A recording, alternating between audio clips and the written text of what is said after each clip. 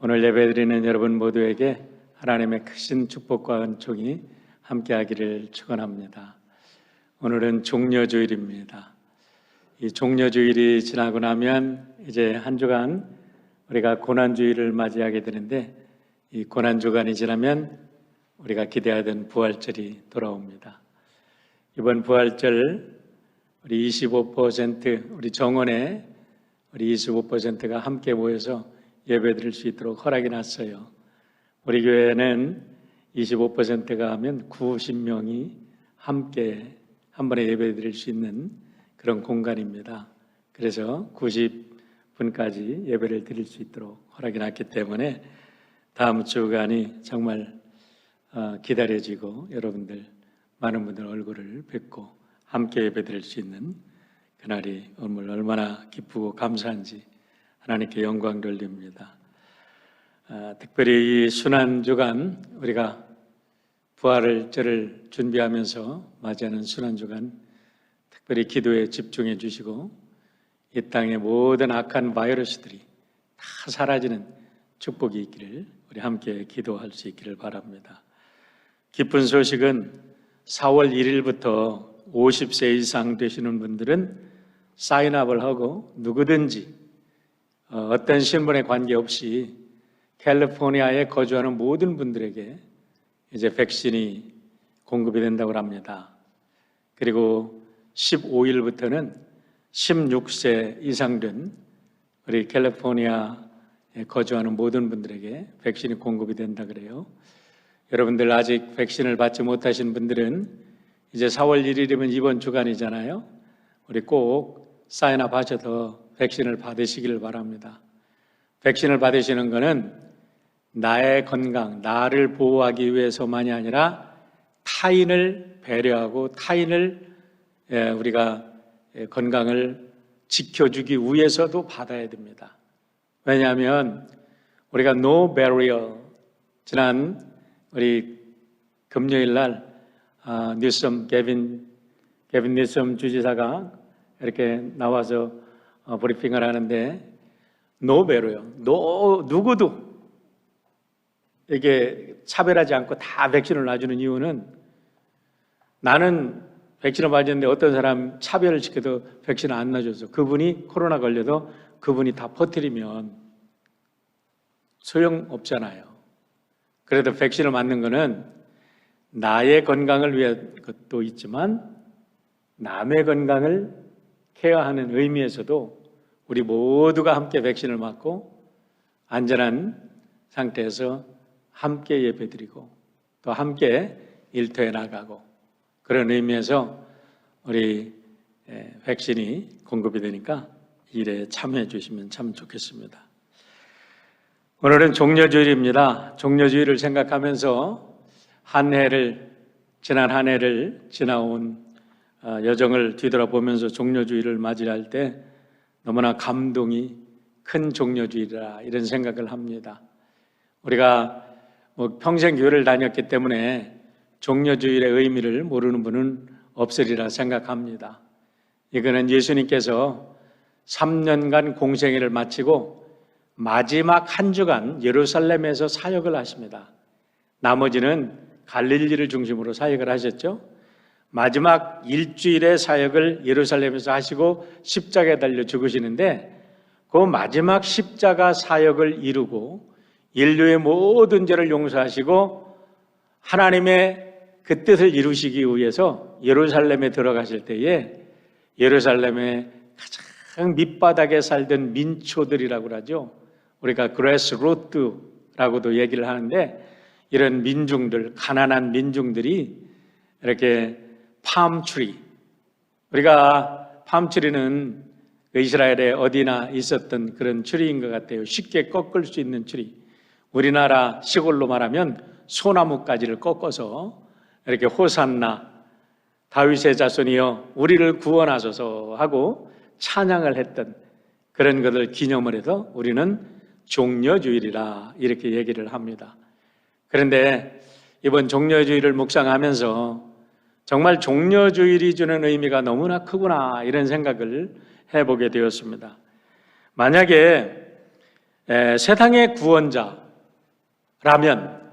세상을 구원하는 세상적 관점에서의 구원자라면 어떻게 예루살렘을 입성했겠나 이런 생각을 해봅니다.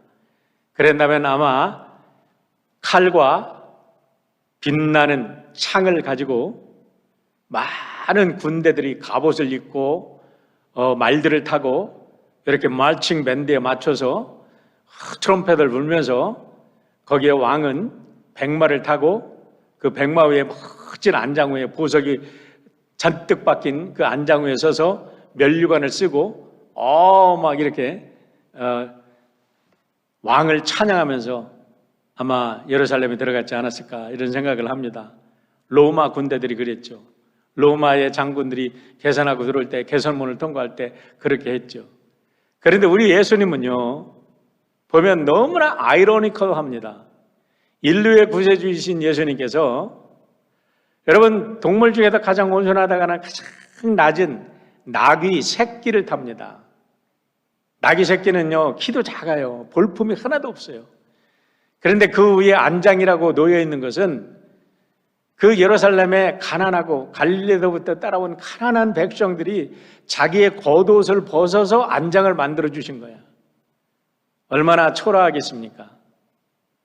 그리고 그들이 칼과 창을 가지고, 번뜩이는 칼과 창을 가지고 만세를 부르는 게 아니라 그냥 흔하게 들에서 그 거리에서 꺾을 수 있는 팜추리를 들고 그들이 호산나 highest in the heaven, 우리 하늘에 높은 곳에 계신 다윗의 자손이 우리를 구원하소서라고 이렇게 외치고 있어요.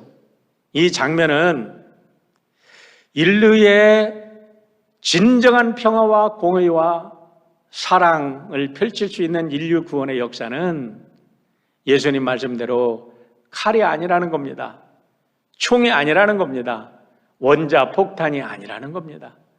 아무리 많은 원자 폭탄을 가지고 아무리 많은 현대 무기를 개발한다 할지라도 그것은 인류를 멸망시키는 것뿐이고, 인류를 진정으로 구원하는 것은 우리 예수님처럼 겸손히 당신을 희생하면서 십자가를 향하여 가는 그분의 그 삶 속에서만이 발견될 수 있는 평화라는 것을 오늘 종려주일로 우리들에게 주시는 메시지라고 생각을 합니다. 스가랴 9장 9절에서 이미 예언된 말씀이었습니다. 시온 사람들아 크게 기뻐하라. 예루살렘 사람들아 기쁨으로 외쳐라. 보라, 너의 왕이 너희에게 나아간다. 그는 의로우신 분이며 구원을 베푸시는 분이시다. 그가 겸손하여 나귀를 탔으니 어린 나귀 곧 나귀 새끼니이다. 예수님이 오시기 전에 500여 년 전에 스가랴 선지자를 통해서 이 예언이 선포되었습니다. 그때 당시 로마는 지금의 여러분 미국보다도 더 전 세계적으로 보면, 상대적으로 보면 미국보다 더 위대한 나라였습니다. 역사가에 의하면 인류 역사 속에 가장 위대한 나라가 로마라고 하지 않습니까? 그런 나라의 어떠한 장군이 승리해서 평화를 가져오는 게 아니라 가장 낮은 자로서 겸손하여 나귀를 탄 자가 평화를 가져온다고 예언했는데, 우리 예수님의 삶을 통해서 그 예언이 성취되었고, 그 예언으로 인하여 인류에는 새로운 구원의 역사가 열린 줄 믿습니다. 하나님의 예언은 반드시 성취됩니다. 구약에서는 예수님에 대한 예언이 300여 개가 있는데 그 중에 모든 예언은 다 성취되었어요. 이제 마지막 남은 한 가지 예언은 예수님께서 이 땅에 다시 재림하셔서 하나님의 나라를 회복시키는 예언 하나가 남았습니다. 그런데 예수님 말씀에 의하면 그 마지막 종말의 때가 다가올 때 세상에는 수많은 전쟁과 기근과 또 자연재해와 수많은 징조들이 나타난다고 말씀을 하셨습니다. 그런데 오늘 세상의 많은 것들을 볼 때 정말 이 시대가 마지막 이런 종말의 현상이 가까웠지 않은가 할 정도로 우리가 심각한 많은 현상들을 보게 되는데, 오늘 주시는 메시지를 통해서 이 혼돈의 시대에 우리가 예수님을 믿고 구원받은 자로서 어떻게 살아야 할지 우리들의 삶의 가치관을 새롭게 하는 복된 시간이 되기를 바랍니다. 계시록을 전체적으로 나누어 보면 세 부분으로 나누어 볼 수가 있는데요. 1장부터 11장, 우리가 지난주까지 본 부분을 전반부라고 볼 수가 있습니다. 물론 7개 인과 7개 나팔, 그리고 마지막 대접이 있지만 전반부로 볼 수 있고, 12장, 오늘부터 보는 12장부터 19장까지가 후반부고 20장부터 22장이 이제 결론부라고 볼 수가 있는데요. 지금부터 우리가 보게 되는 12장부터 18장까지의 계시록은 가장 난해한 부분이라고 모든 사람들이 인정하고 있는 부분입니다. 그렇기 때문에 이 부분을 우리가 함부로 해석하기 어렵고요. 정말 우리가 하나님 앞에 기도하면서 무릎 꿇고 성령의 도우심을 구해야만 이 말씀을 우리가 바로 깨달아 알게 되고, 이 말씀이 주시는 메시지를 가지고 오늘도 우리가 하나님의 백성으로 살아갈 수 있다고 생각을 합니다. 12장부터 14장까지의 내용은 삽입된 7가지 이야기 중에서 4번째, 5번째, 6번째 이야기로 구성이 되어 있습니다. 그리고 15장부터 18장까지는 이제 7개 마지막 대접 재앙이 나오고, 17장부터 18장까지는 이제 마지막 7번째 이야기로 모든 이제 이 계시록에 대한 총체적인 이야기가 끝나고 20장부터 22장까지 하나님 나라 도래, 예수님의 나라 회복이 이제 펼쳐지는 이야기로 구성된 겁니다. 계시록에 대해서 여러 번 이게 구조에 대해서 말씀을 드리는데요. 자, 오늘 그럼 이제 계시록에 가장 어렵다고 하는 12장 우리 첫 절부터 한번 보겠습니다. 1절 보겠습니다. 그리고 하늘에는 큰 표징이 나타났습니다. 한 여자가 태양을 입고 달을 밟고 별이 12개 달린 월계관을 머리에 쓰고 나타났습니다 라고 말합니다. 그리고라는 것은 앞에 있는 모든 말씀을 종합하는 접속사지요. 그러니까 앞에 11장에 나타나 있는 모든 이야기가 끝난 다음에 그리고 나서 하고 이제 연결이 되는 거죠. 그러니까 11장에 뭐가 있었습니까? 12 마귀의 모든 재앙들이 펼쳐지고 7개 나팔이 불린 다음에 재앙들이 펼쳐지는 가운데 24장로가 하나님 앞에 경배하는 장면이 딱 잠깐 보였잖아요. 소나기가 막 오는데 구름이 쫙 개면서 반짝 빛을 내듯이 이렇게 하나님을 예배하는 천상의 예배가 또 한 번 소개되었다고 지난주에 말씀을 드렸는데요. 이런 천상의 예배가 끝나면서 번개와 음성과 우레와 지진과 우박의 덩어리들이 쏟아지는 것을 봅니다. 그러니까 우리가 이것을 보면요, 어떤 영화가 진행이 될 때 뭔가가 스산한 바람이 불어요. 갑자기 날씨가 바뀝니다. 그리고 음산한 어떤 음악이 백뮤직이 흘러나오면 뭔가가 지금 시츄에이션, 뭔가가 상황이 좀 바뀌고 있구나라는 것을 우리가 알 수 있는데, 놀랍게도 계시록에서 이렇게 계시록을 하나의 연극으로 볼 때 이렇게 지금 표현이 되고 있다는 거예요. 그러니까 그 다음 장면에는 뭔가가 심각한 장면들이 등장할 것이다 라고 기대를 하가 만들어 놓고서 그 다음에 하늘에 표징이 나타났다는 거예요.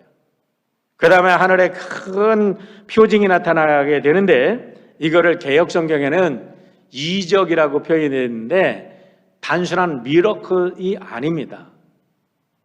미러클이 아니라 이것은 세메이온, 사인이에요. 큰 표징이에요. 표적이라고 우리가 요한복음에서 이야기를 하는데, 표적이라는 것은, 이 사인이라는 것은 뭔가를 지시하기 위해서, 뭔가를 나타내 주기 위해서, 사람들이 가는 길을 바로 가라고, 아니면 사람들이 앞으로 전개될 일들을 바로 이것을 깨닫고 나서 바르게 살라고 보여주는 하나의 사인판이라는 거죠. 하나의 예고, 사인이라는 겁니다. 우리가 이 사인을 바로 읽지 않으면 죽게 되는 거죠. 여러분, 우리가 이 겨울에 눈이 폭풍이 내립니다. 그러면요, 길 바로 찾아가야 됩니다. GPS만 믿어서 안 돼. GPS만 믿었다가 큰일 나는 경우도 많이 있습니다. 사인을 바로 읽지 않으면 큰일 나는 거죠. 기상에 대한 사인도 바로 읽어야 되고, 우리가 어디를 갈 때도 우리의 길이 어디에 있는지, 어느 길을 가야 사는 길인지 죽는 길인지 이 사인을 읽지 못하면 우리가 아무리 노력해도 아무런 소용이 없는 거예요. 그래도 마태복음 16장 3절에서 이렇게 말합니다. 아침에 하늘이 붉고 흐리면 날씨가 좋지 않겠다고 말한다. 이렇게 날씨는 분별할 줄 알면서 시대의 징조는 왜 분별하지 못하느냐, 이렇게 얘기합니다. 여기서도 세미아톤 카이론이라고 말합니다. 카이로스의 세메이온을 읽으라는 거예요. 하나님의 시간의 징조를 읽으라는 거예요. 오늘 여러분 이 사회에서 일어나는 많은 것들을 보고 그런가 보다, 무슨 아시아에 혐오 범죄가 일어났나 보다, 저기에서 뭐 지진이 났나 보다, 저기에도 또 화산이 터졌나 보다 보다 하는데 읽을 줄을 몰라. 이게 무슨 사인인지를 몰라. 지금 이제 코로나가 다 나갔는데 어떠한 새로운 바이러스들이 왔다? 사인을 읽을 줄을 몰라. 그러면 죽는 거 아닙니까? 그렇기 때문에 주님께서는 이렇게 큰 사인을 볼 때 이 사인을 바로 읽으라는 거예요. 그래도 놀랍게도요, 여러분, 사도 요한이 이 하나님의 메가 세메이온, 이 큰 사인을 읽었을 때 세상의 정보를 들어서 읽은 게 아닙니다. 여러분, 로마 시대가 어떻게 돌아가는지, 로마의 지금 정부가 어떻게 돌아가는지, 군사들이 어디를 정복하고 어떻게 나라가 어디가 망하고 어떤 나라가 지금 정복되고 어떤 나라가 어떻게 됐는지, 로마의 원로원에서 어떤 일이 일어나는지 아무것도 몰라요. 왜? 사도 요한은 반모섬에 갇혀 있습니다. 그런데 놀랍게도 하나님께서 영안을 열어주셔서 하나님께서 인류 역사에 태초부터 흘러가는 인류 역사를 한눈에 쫙 보여주신 것, 이게 바로 큰 사인인 줄 믿습니다. 기도하는 사람들에게 하나님께서는 이와 같은 놀라운 사인들을 보여주시고 이 세계의 흐름을 읽게 해주시는 은총을 주시는 줄 믿으시기를 바랍니다. 오늘 여러분들이 이 사인을 읽으시고 여러분들이 오늘 이 시대에 하나님의 백성으로 정말 승리하는 백성들이 되시기를 축원합니다. 신과의 역사를 보면 노아의 홍수도 사인이었어요. 출애굽 사건도 하나의 사인이었습니다. 바벨론 포로도 사인이었고, 예수님의 오심과 예수님의 십자가의 죽음과 승천, 이 모든 것이 사인이었어요. 이렇게 인류 역사에는 하나님의 끊임없는 구원의 사인을 보여주셨는데, 이제 하나님께서 메가 세메이온을 사도 요한에게 새롭게 보여주셨다는 거예요. 얼마나 큰 영광스러운 일입니까? 이 메가세메이온이라는 것은 큰 표적으로만 끝나는 게 아니라 어쩌면 세계 종말의 마지막 사인일 수도 있다는 거죠. 그런데 이와 같은 놀라운 사인을 본 사도 요한의 표적을 오늘 여러분도 보고 있고 여러분도 듣고 있고 여러분들이 오늘 이 예배 자리에서 우리 가정에서 듣고 있다는 사실이 여러분들이 복받은 하나님의 백성인 줄 믿으시기를 축원합니다. 이거 무슨 소리인지 도저히 이게 세상 돌아가는 거하고 전혀 다른 얘기니까 관심 없어. 연속곡 생각이나 머릿속에 돌아가지 말고 여러분, 이 사인을 잘 읽으시기를 축원합니다. 이 사인을 잘 읽어야 돼. 이거 얼른 끝나고 점심을 뭐 먹을까 그런 생각하지 마시고, 자, 사도 요한이 본 사인을 바로 이해하면 오늘 우리가 이 시대에 어떻게 살아야 할지, 무엇을 위해 살아야 할지, 왜 살아야 할지 분명한 삶의 목적이 생기는 겁니다. 자, 오늘 표적, 두 가지 표적을 보게 되는데요. 하나는 잉태를 하고 여자를 낳는 여인의 사인을 보게 되고, 또 하나는 큰 붉은 용을 보게 됩니다. 이것을 보면 여기에 나오는 두 등장인물들을 이렇게 모아서 읽어보면 오늘 훨씬 더 본문을 이해하기가 쉬운데 1장 1절 하반절부터 2절까지 그리고 5절부터 6절까지가 여인에 대한 이야기고 3절, 4절, 7절, 9절이 붉은 용에 대한 이야기입니다. 이것을 두 가지를 분석해 보면 이 여인과 붉은 용을 통해서 보여주는 사인이 뭔가를 우리가 알게 되는데요. 자, 1절 하반절 보겠습니다. 이 등장인물 여인은 누구인가 하는 것입니다. 한 여자가 태양을 입고 달을 밟고 별이 12개 달린 월계관을 머리에 쓰고 나타났습니다. 제가 우리 개역개정에 해를 입고 그렇게 했기 때문에 일부러 공동번역을 택했어요. 해를 입었다고 하면 무슨 상처를 받았나? 해를 당했나? 이렇게 잘못 오해할 수가 있습니다. 그런데 그게 아니고 태양으로 옷을 해 입었어. A woman clothed with the sun. 와, 태양으로 옷을 해 입은 여인. 얼마나 영광스러운 모습입니까? 그런데 그 여인이 발로 달을 밟고 있고 머리에는 12별의 면류관을 쓰고 있어. 이 여인은 이렇게 영광스러운 여인이라는 거예요. 지상에서 이렇게 영광을 받은 존재는 이제까지 없었습니다.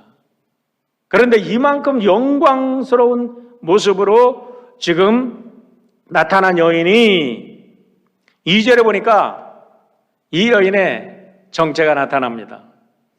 그 여자는 뱃속에 아이를 가졌으며 해산의 진통과 괴로움 때문에 울고 있었습니다. 이 여인이 막 해로 옷을 해 입었어. 그리고 달을 밟고 별을 면류관을 쓰고 있는데 문제는 잉태를 해서 해산을 앞두고 그 진통 때문에 너무나 괴로워서 울고 있었다는 거예요. 우리는 남자들은 해산의 고통을 보지 않았기 때문에 우리는 이 고통을 모를 겁니다.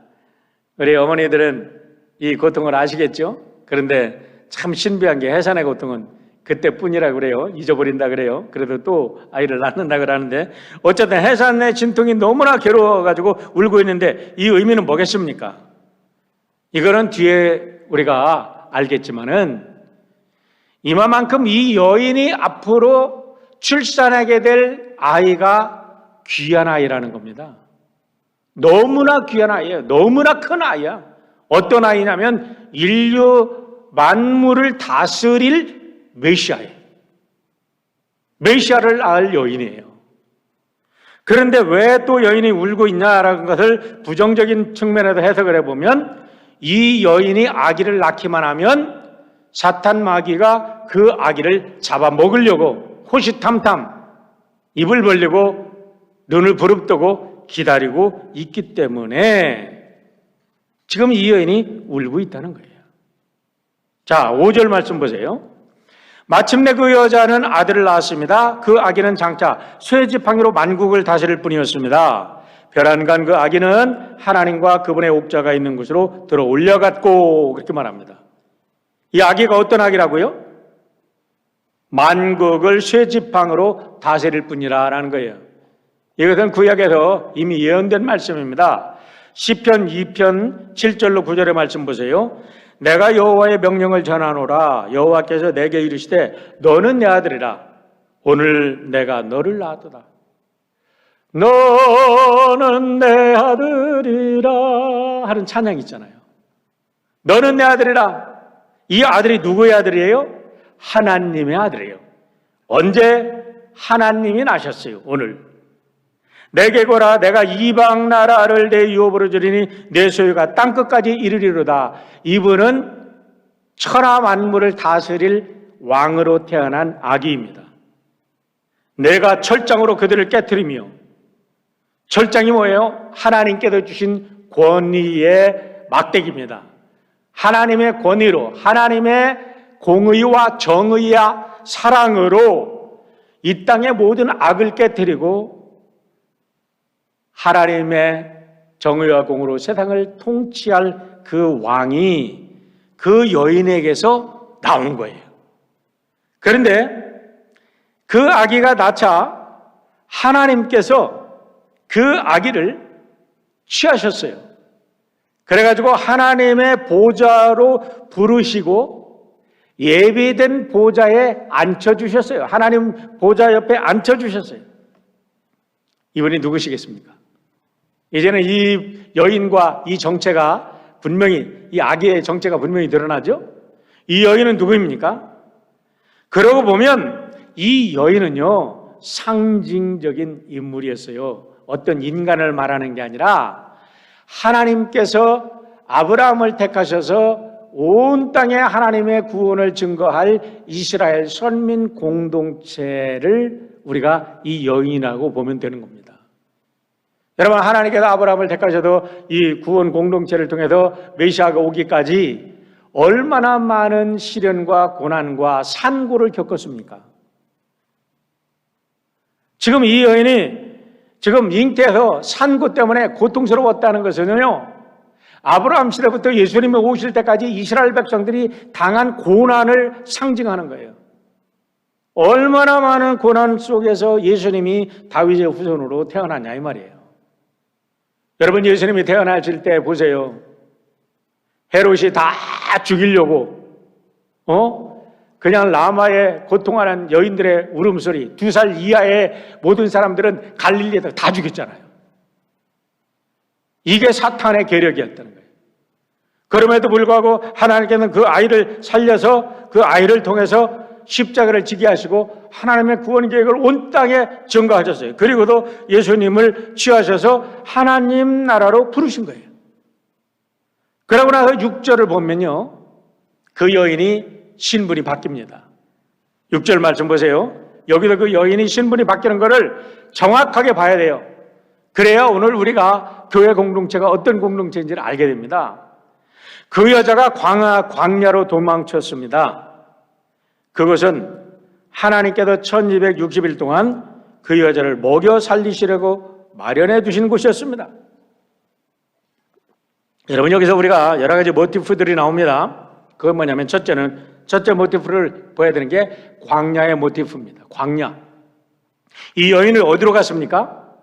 여인이 낳은 메시아는 하늘로 승천하셨어요. 그 다음에 이 여인이 간 곳이 어디예요? 광야입니다. 광야는 뭡니까? 광야는요, 하나님의 구원 공동체가 탄생하는 곳이었어요. 광야는 아무것도 없는 것 같아요. 고통과 슬픔과 외로움만 있는 것 같아요.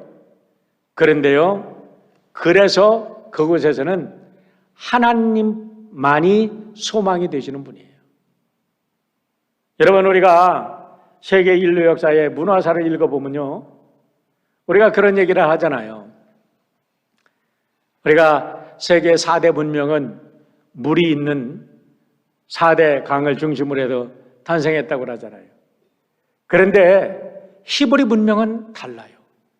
히브리 문명, 영적인 문명, 세상의 영적인 문명을 이끌어가는 그 영적 문명 어디서 탄생했어요? 광야에서 탄생했어요. 광야에서. 그런데 놀랍게도 하나님께서 그 광야에 그 여인을 먹여 살리는 곳이라는 거예요. 할렐루야.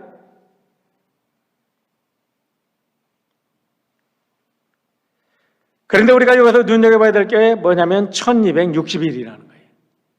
자, 어디서 많이 들은 말씀입니다. 앞에도 보셨죠? 요한계시록 11장 2절 보세요. 성전방 마당은 청량하지 말고 그냥 두라. 이것을 이방인에게 주었은즉 저희가 거룩한 성을 42달 동안 짓밟으리라. 내가 나의 두 증인에게 권세를 주리니 그들이 굵은 배를 입고 1260일을 예언하리라.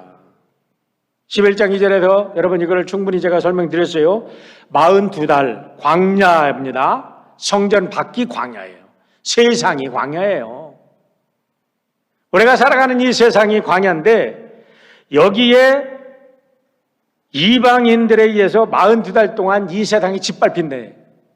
다시 말하면 오늘 말씀을 가지고 보면 하늘에서 쫓겨난 마귀들이 짓밟는 것이 세상이에요. 얼마 동안? 42달 동안. 그런데 이 여인이 어디로 쫓겨났어? 바로 그 광야로 쫓겨났어. 이 광야에서 어떻게 하라고? 40 굵은 배를 입고 두 증인이 하나님의 말씀을 먹고 예언하라고. 계시록 13장 5절 말씀 보세요. 또 짐승이 큰 말과 참남된 말을 하는 입을 받고 또 42달 일할 권세를 받으니라.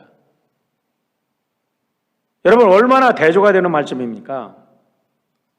여인은 1260일 동안 광야로 쫓겨나서요. 그런데 거기가 하나님께서 그 여인을 위해서 예비하는 곳이에요.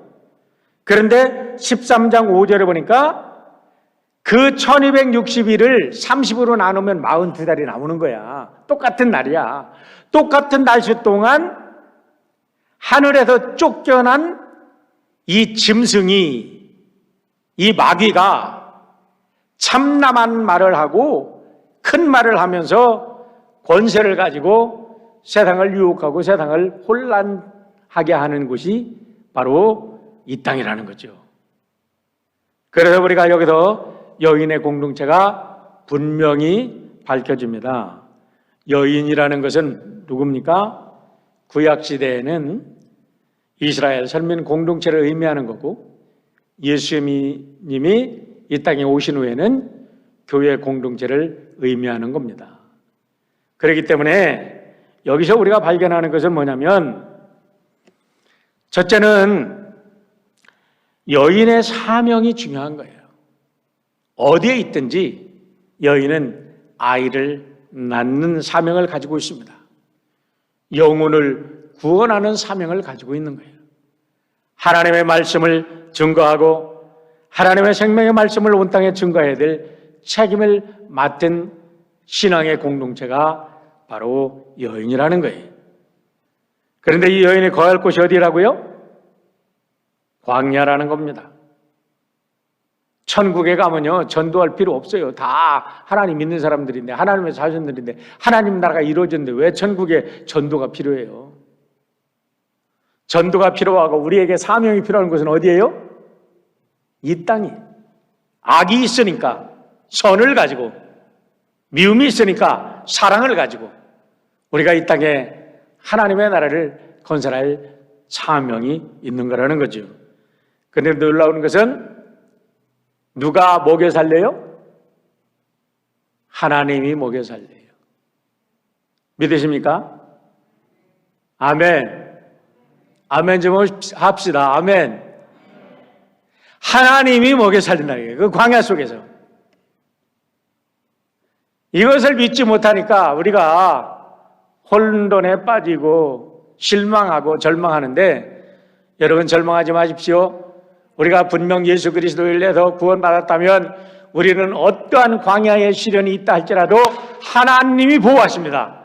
하나님이 먹여 살리십니다. 하나님이 함께 하십니다. 할렐루야.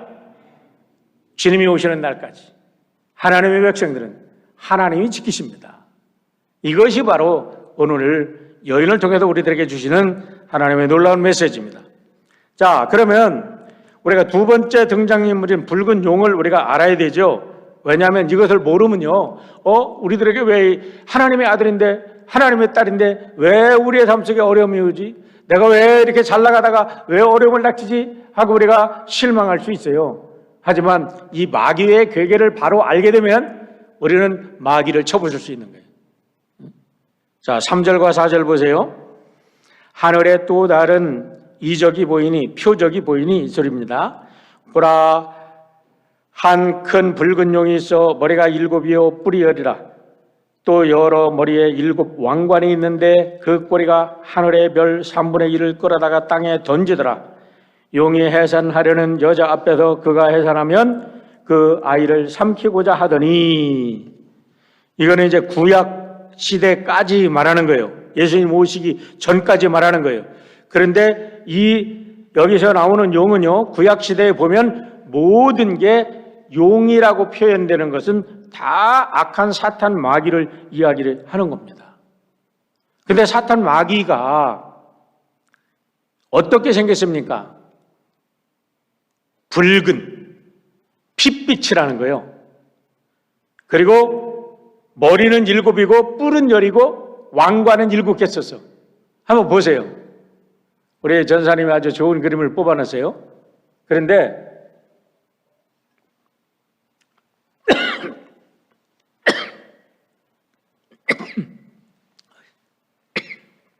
죄송합니다. 무지막지하죠? 엄청나게 강한 것처럼 보이죠? 그런데요, 저기에 함정이 있습니다. 어제 이 말씀을 묵상을 하다 보니까 여러분 몸에 머리는 하나 있고 팔은 여러 개 있어도 상관이 없어. 머리는 하나 있고 팔은 여러 개 있어도 상관없어. 통제는 하나가 해야지. 그런데 몸이 하나인데 머리가 둘이야. 그러면 하나는 이쪽으로 가자 그러. 하나는 이쪽으로 가면 어디로 가요?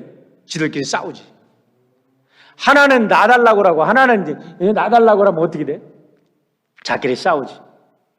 그러니까 겉으로 보면 어마무시한 이런 능력자로 보이는 것 같은데 결국은요 7머리가 있다는 것은 머리가 갈등하는 겁니다. 서로 내가 이기겠다고 끊임없는 패권 전쟁을 하는 이스라엘 주변의 모든 나라들을 상징하는 거예요. 예를 들면 이스라엘 나라가 탄생했을 때 팔레스타인, 말하면 블레셋, 아람, 암몬, 모압, 이집트 끊임없이 이스라엘을 핍박했어요. 죽이려고. 그러다가 아수르가 등장합니다. 그러다가 바벨론이 등장합니다. 그러다가 페르시아가 등장합니다. 그러다가 헬라가 등장합니다. 그러다가 로마가 등장합니다. 끝없이 먹고 죽이고 죽고 죽이는 이런 나라들이 등장해서 용의 노릇을 하고 있다는 거예요. 그러다가 히틀러가 등장해서 600만을 살해합니다. 그러다가 이제는 아랍의 모든 나라들이 지금 이스라엘을 죽이려고 핵폭탄을 만들려고 지금 눈에 불을 쏘고 있습니다. 뭐를 말합니까? 저 7용이라는 것은 하나님의 선민인 백성을 죽이려고 호시탐탐 누리는 거예요. 그런데 그 여인이 아기를 낳고 그 여인의 사명이 어디로 왔어요? 교회로 주어졌다는 거예요. 그러니까 그 교회가 오늘날 주님 오시는 날까지 그 사명을 이어받았는데 여기에서 그 여인이 여러분 고통을 받듯이 우리 교회들도 어려움을 당하고 있는 거예요. 4절 말씀을 보세요. 그 영은 자기 꼬리로 하늘의 별 3분의 1을 휩쓸어 땅으로 던졌습니다. 그리고는 막 해산하려는 그 여자가 아기를 낳기만 하면 그 아기를 삼켜버리려고 그 여자 앞에 서 있었습니다. 거기에 보면 11장 3절에 보면 두 증인이 죽기까지 했다 그랬잖아요. 여러분 이스라엘 백성들이 얼마나 고통을 당했는지 완전히 멸살당할 정도로 AD 70년에는 이스라엘의 땅도 없어지고 나라도 없어지고 세상으로 다 흩어져 버렸어요. 마귀가 꼬리로 잡아서 하나님의 선민의 백성들을 다 그냥 흩어버렸어요. 그렇지만은요, 그가 이 땅에 태어나게 할 메시아, 선민 공동체로부터 메시아의 탄생을 막지는 못했습니다. 왜 그래요? 하나님께서 그 악한 마귀들을 하나님께서 쳐부시기 때문에 그렇죠. 7절과 8절 보세요. 하늘에 전쟁이 있으니 미가엘과 그의 사자들이 용과 더불어 싸울새 용과 그의 사자들도 싸우나 이기지 못하여 다시 하늘에도 그들이 있을 곳을 얻지 못한지라. 하나님의 아들이 이 땅에 태어나는 걸 계속 방해하니까 하나님께서 하나님의 전사장 미가엘을 보내서 그 악한 용과 싸우게 하고 그 용과 마귀는 이 땅에 내쫓김을 받았다는 겁니다. 여러분 여기서 우리가 알 수 있는 것은 뭐냐면 이 땅에 수많은 어려움과 고통이 찾아오는 거는요, 하늘의 영적 전쟁이 있음을 암시해 주고 있는 겁니다. 다시 말하면 이 땅에 어지러움이 있어요. 이 땅에 사악한 것들이 있어요. 여러분, 근데 그 사람이 원래부터 사악해서가 아니라 악한 사탄 마귀의 영을 받았기 때문에 사악해지는 겁니다. 다시 말하면 악한 권세에 눌린 자들은 사악한 짓을 하게 되어 있는 거예요. 도둑질하는 사람들에게는 도둑질하는 나쁜 영이 들어간 거고, 살인하는 자들에게는 살인하기 전에 살인의 영이 들어가 있는 거예요. 여러분, 더 나가도 또 상처를 받을까 봐 나가지는 않지만 우리가 악한 일들 뒤에는 악한 영이 역사하고 있다는 사실을 잊지 마시길 바랍니다. 그래도 우리는 영적 전쟁에 대해 승리해야 되는 거예요. 출애굽기 17장 보세요. 이스라엘 백성들이 아말렉 군대와 싸움을 합니다. 그런데 너무 잘 아는 얘기죠. 모세의 손이 올라가면 여호수아의 군대가 이깁니다. 모세가 너무나 힘들어 손을 내리면 여호수아 군대가 집니다. 제가 이 말씀을 묵상할 때마다 늘 가슴이 찔립니다. 목회자로서 우리 성도들을 위해서 늘 깨어서 손을 올리고 하나님께 기도를 해야 되는데 내 손이 완전히 내려가 있지는 않은가. 여러분, 지금 우리 자녀들이 개학을 하고 이제 학교에 나갑니다. 이제 머지않아 9월이 되면은 우리 아이들이 집을 떠나서 대학에도 갈 수 있습니다. 그런데 코로나 바이러스는 사라질지 모르지만 인종차별이라는 바이러스가 지금 미국 내에 독버섯처럼 퍼지고 있습니다. 영적인 악한 사악한 영들이 퍼지는 거예요. 코로나 바이러스는 여러분 눈으로 우리가 볼 수 없지만은 현미경으로 보이는 거잖아요. 그러나 영적인 바이러스는 보이지 않잖아요. 영적인 바이러스를 어떻게 이기겠습니까? 우리가 함께 기도하고 성령 충만 받아야만 이 악한 영들을 이길 수 있는 줄 믿으시길 바랍니다. 여러분들의 사업사에 나갈 때 여러분 그냥 나가지 마시길 바랍니다. 아침에 열심히 하나님의 말씀으로 무장하고 새벽기도 드리고 기도하고 무장하고 여러분의 사업처로 나가시기를 축원합니다. 무장해야 되는 거예요. 그러면 우리가 이길 수 있어요. 무장하지 않고 나가면 지는 거예요. 특별히 이제 내일부터 한 주간 순환 주간이 되는데 여러분 열심히 기도하시기를 축원합니다. 저희들도 열심히 새벽에 나와서 기도하겠습니다. 특별한 마음을 가지고 특심한 마음을 가지고 교회 사실은 오픈하고 싶지만 차마 또 오픈할 수가 없어서 참 안타까운 마음인데 여러분 새벽에 깨어서 마지막 사순절 깨어서 여러분 자녀들과 여러분의 사업장을 위해서 함께 일하는 분들을 위해서 기도하시기를 바랍니다. 영적으로 이겨야 되는 거예요. 에베소 6장 12절 보세요. 우리의 싸움은 인간을 적대자로 상대하는 것이 아니라 통치자들과 권세자들과 이 어두운 세계의 지배자들과 하늘에 있는 악한 영들을 상대로 하는 것입니다. 그랬잖아요. 어떤 악한 자가 왔어. 그러면 악한 자가 문제가 아니라 악한 자 안에 있는 악령이 문제예요. 그 악령을 예수의 이름으로 여러분 무릎 꿇고 여러분들이 쫓아내는 능력이 있기를 주의 이름으로 축원합니다. 그래야 되는 거예요. 우리의 영혼이 살아서 우리 영이 성령으로 충만해서 악한 영들을 내쫓는 이런 역사가 있어야 돼요. 마귀의 쫄개들 나사렛 예수의 이름으로 쫓아내시기를 축원합니다. 고린도후서 10장 4절 보세요. 싸움에 쓰는 우리의 무기는 육체의 무기가 아니라 하나님 앞에서 견고한 요새라도 무너뜨리는 강력한 무기입니다. 할렐루야. 우리의 무기는 무엇입니까? 예수 그리스도의 이름인 줄 믿으시길 바랍니다. 기도할 때 그 무기가 내 것이 될 줄 믿습니다.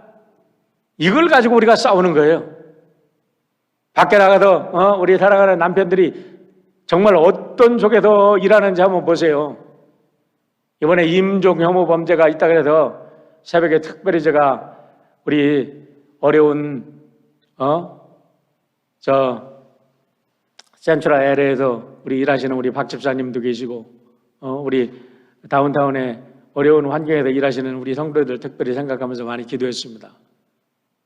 여러분, 영적으로 우리가 그분들을 위해서 기도해드리고 서포트해드리고 우리가 하나님이 아시는 거예요. 영적으로 우리가 그런 일들이 있어야 우리 성도들이 승리할 줄 믿습니다. 9절 보세요. 여기에 용의 정체가 나옵니다. 9절 같이 한번 읽어볼까요? 큰 용이 내쫓기니 옛밤 곧 마귀라고도 하고 사탄이라고도 하며 온 천하를 꿰는 자라. 그가 땅으로 내쫓기니 그의 사자들도 그와 함께 내쫓기니라 그랬어요. 마귀는 헬라어로 디아볼로스라고 하고 히브리어는 사탄이라고 하는데요. 여기 네 가지 특징이 나옵니다. 네 가지 특징. 첫째는 뭐예요? 하늘에서 쫓겨난 영적 존재입니다. 영적 존재라는 게 중요해요. 여러분, 마귀는요, 우리들의 힘과 능력으로 못 이긴다니까. 왜냐하면 영적 존재니까. 영적인 파워를 가지고만 이길 수 있어. 영적인 파워는 예수님의 이름으로만 가능하다는 거예요. 할렐루야!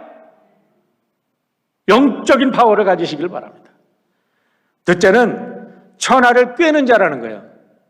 천하를 속여. 그래가지고 꿰어. 유혹해. 여러분, 유혹을 적당히 유혹하겠어요? 유혹하는 건요, 이 마귀가 영물이니까 어떤 사람은 뭘로 꼬시면 된다는 걸 다 알아. 어떤 사람은 돈에 약하고, 어떤 사람은 여자에 약하고, 남자에 약하고, 성에 약해. 어떤 사람은 이름, 유명세에 약해. 어떤 사람은 자존심이 약해. 약한 걸 알아. 그거 톡 건드리면 다른 거는 괜찮은데 그것만 살짝 건드렸다 그러면 트리거를 건드린 거야. 이거 그냥 폭발해버려. 근데 마귀가 그런다는 거예요. 이번 순환절에 예수님의 이름으로 이 모든 악한 것들 다 물리치기를 축원합니다. 순환절에는 우리 가족끼리 절대로 싸우지 마세요. 절대로 화내지 마세요. 기도하는 성도들끼리 절대로 미워하고 시기하고 질투하지 마세요. 마귀가 우리를 여러분 템트한 거예요. 그렇게 하라고. 그렇게 한번 하면 끝나는 거야. 마귀가 쑥 들어와. 이겨야 돼요. 자, 3번. 믿는 자들을 밤낮으로 참소하는 자. 참소한다는 것은요, 플라논이야. 호플라논 하면 참소하는 자. 응? 관사 플러스 형용사 하면은 거기에 명사가 되잖아. 참소하는 자가 되잖아. 그래, 호플라논 그러면은 매일 속이는 자야. 위협하고 말이야. 협박하고 그래도 속여서 잘못 인도하고 잘못 가라고. 이게 마귀의 특징이에요. 자, 네 번째는 우리가 1번과 똑같으니까 제가 빼고요. 제가 하면서 그거를 더블로 했어요. 다섯 번째가 중요합니다. 하지만 마귀는 결론은 영원히 무적행으로 들어갈 자들이야.